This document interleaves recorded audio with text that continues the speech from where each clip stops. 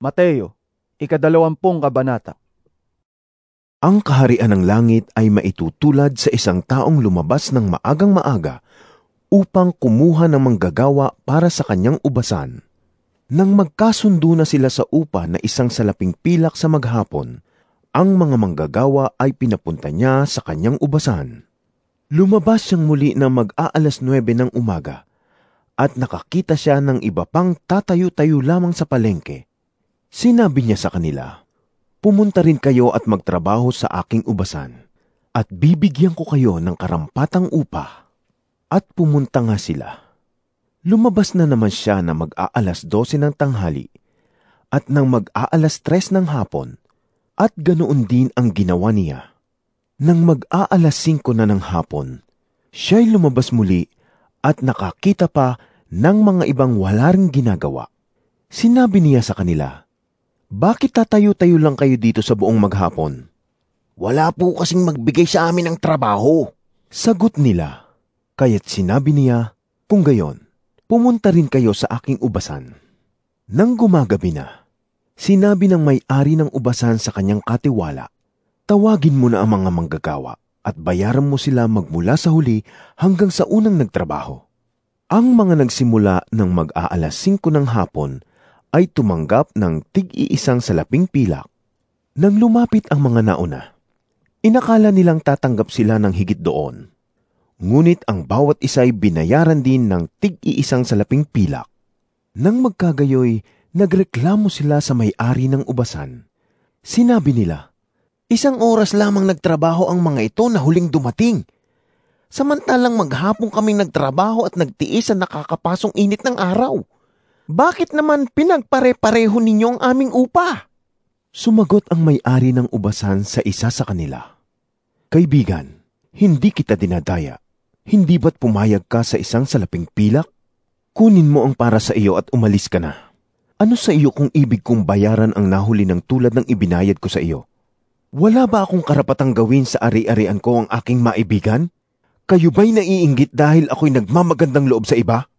At sinabi ni Jesus, "Ang nahuhuli ay mauuna, at ang nauuna ay mahuhuli."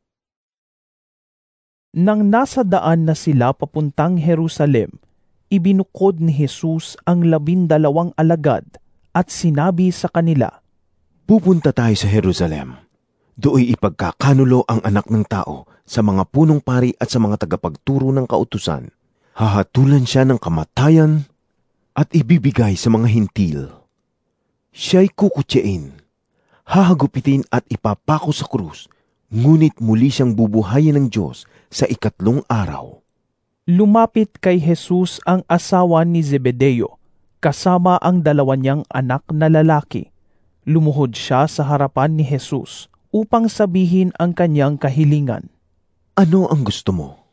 Tanong ni Jesus. Sumagot siya, "Kapag naghahari na po kayo, paupuin ninyo sa inyong tabi ang 2 kong anak, isa sa kanan at isa sa kaliwa."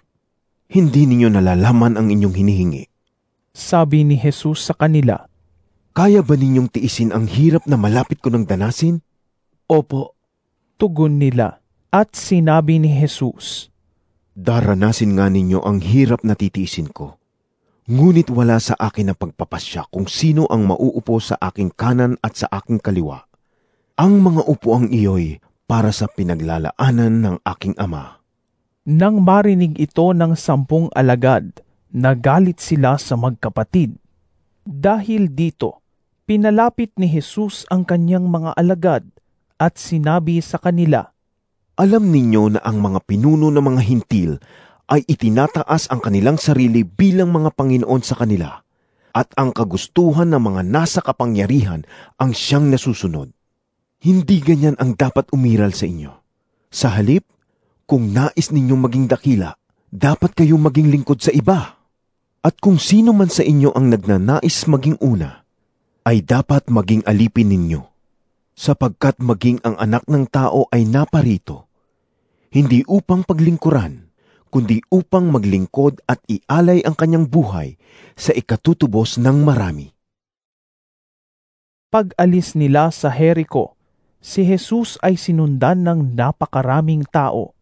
Doon ay may 2 bulag na nakaupo sa tabi ng daan. Nang marinig nilang dumaraan si Jesus, sila'y nagsisigaw. Panginoon, anak ni David, mahabag po kayo sa amin. Pinagsabihan sila ng mga tao at pinatahimik, ngunit lalo silang nagsisigaw. Panginoon! Anak ni David! Mahabag po kayo sa amin! Tumigil si Jesus, tinawag sila at tinanong. Ano ang gusto ninyong gawin ko sa inyo?